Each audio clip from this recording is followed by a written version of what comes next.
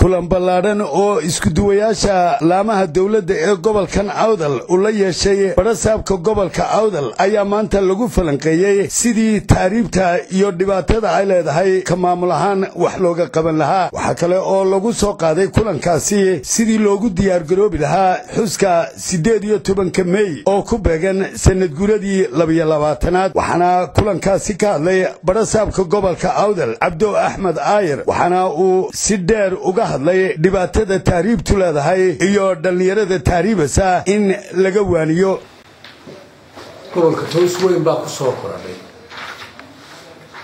oo ah taariib dhalinyaradiisi iyo kuwii gobolada kaleba oo soo maray in xoog looga baxo arrintaas sidii aynu u xakameyn lahayn ka gobol ahaan ka dawlada ahaan sidaynu wax uga qaban lahayn ayaa laga doonaya. mar kale gudoomiyaha gobolka Awdal Abdo Ahmed Ayr waxa uu ka waramay u diyaar garowga xuska 18 May. 18 May taasha ka haday sidaynu ugu hawlgeli lahayn ee u muujin lahayn taageero buuxda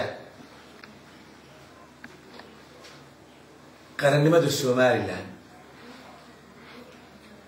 aynu u muujin lahayn qarannimadeena iyo rabitaanka shacbiga Soomaaliland inay ka go'antay goomisitaankeedu adduunkuna aynu u garwaaqsiin lahayn.